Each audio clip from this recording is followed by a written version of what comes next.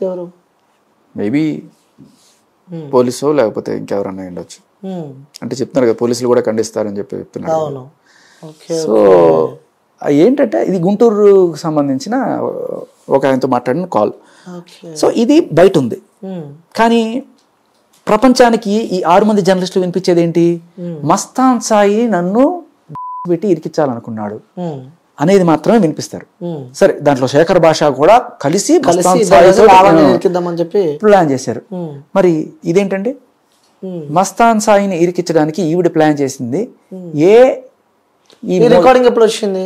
ఇది వచ్చి కనీసం నేను 4-5 రోజుల నుంచి వినిపిస్తున్నాను అందరికి.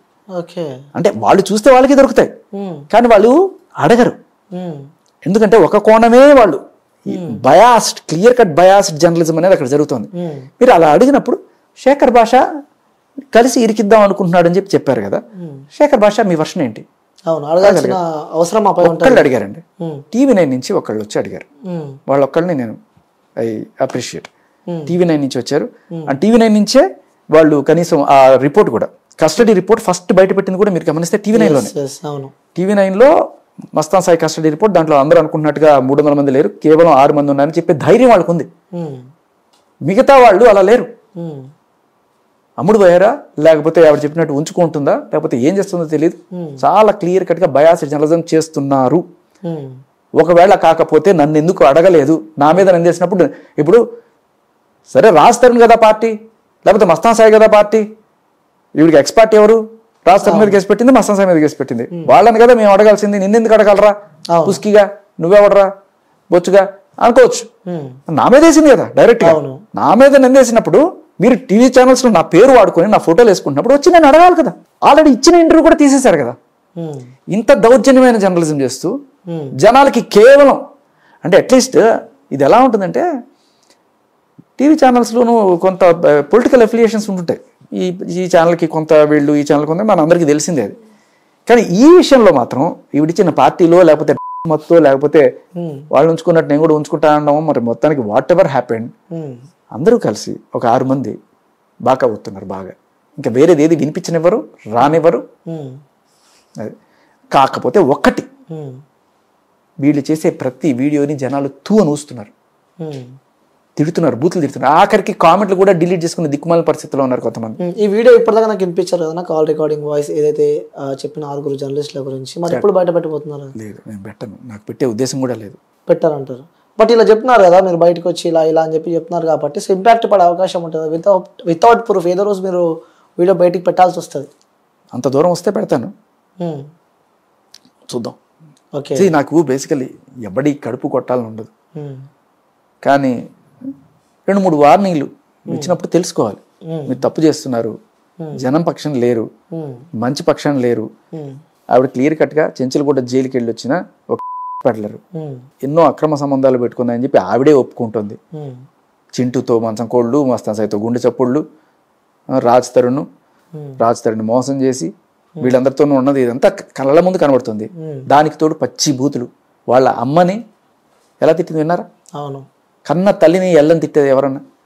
వాళ్ళ అమ్మని తిట్టి, రాజ్ తరుణ్ వాళ్ళ అమ్మని తిట్టి, మస్తాన్ సాయి వాళ్ళ అమ్మని తిట్టి, ఇంత దరిద్రమైన బజారు లాంగ్వేజ్ మాట్లాడే ఒక మనిషిని, ఇట్లాంటి పనులు చేసే వాళ్ళని లిటరల్లీ మోస్తూ, వాళ్ళు చెప్పిందే వేదం, వాళ్ళు చెప్పిందే నిజం అని చెప్పి నమ్ముతూ, జనాలు నమ్మిచ్చే ప్రయత్నం చేస్తూ, జనాలు తూవను ఊస్తున్నా సరే మేము అలాగే మోస్తాం అనుకునే ఈ వాళ్ళకి ఎప్పటికైనా కనివిప్పు కలుగుతుందనే ఆశతో ఇంకా నేను వెయిట్ చేస్తున్నాను.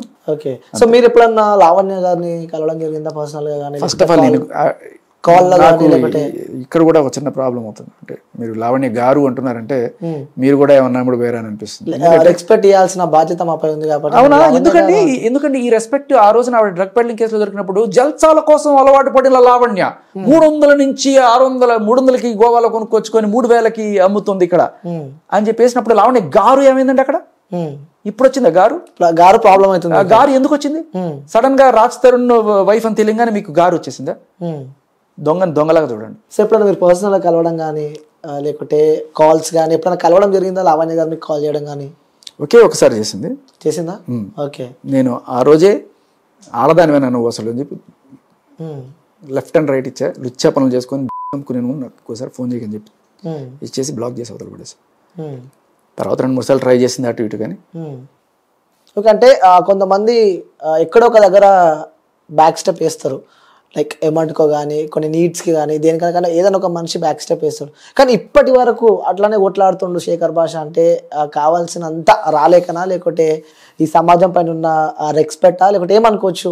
నేను చెప్తున్నా కదా, అదే ఎక్కువ రోజులైతే నేను చేయను. నాకు ఏదో ఒక తృప్తి ఒకటైనా అప్పుడు కూడా కాంట్రవర్సీ అవుతుంది.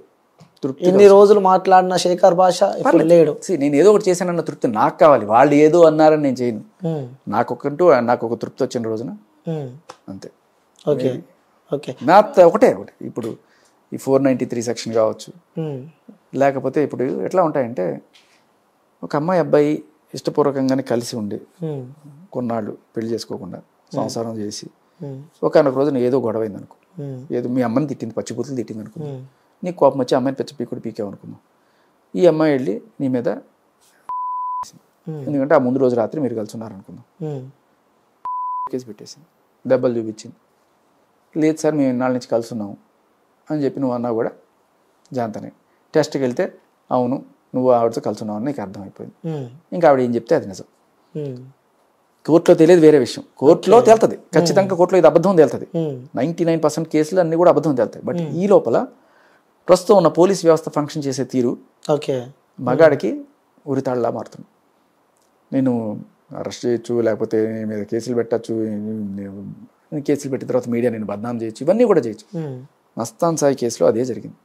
మస్తాన్ సాయిని పెళ్లి చేసుకుందాం అని చెప్పి తెగ తిరిగింది. మస్తాన్ సాయి వాళ్ళ ఆవిడికి ఈయనకి మధ్య కూడా ఏవో గొడవలు పెట్టి ఆయన అక్కడ వాళ్ళ ఆవిడని వదిలిచ్చేసి, తర్వాత ఇంకో గర్ల్ ఫ్రెండ్ ఉంటే ఆ అమ్మాయికి ఈయనకి కూడా గొడవలు పెట్టి వదిలిచ్చేసి ప్రతి ఒక్కరిని ఆయనకి దూరం చేసి ఫైనల్గా ఆ మస్తాన్ సాయి అనేవాడిని దక్కించుకునే ప్రయత్నం చేస్తూ ఒకనొక టైంలో ఒక 10 రోజులు ఏదో లాడ్జ్లో కలిసినప్పుడు ఆ ఆఖరి రోజున ఏదో వాళ్ళ అమ్మని ఏదో తిడితే కొట్టాడు.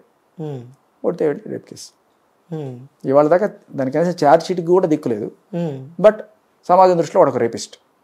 దానికి తోడు ఇప్పుడు వాడు 800 మంది అమ్మాయిలు చేసిన ఇది. ఓకే.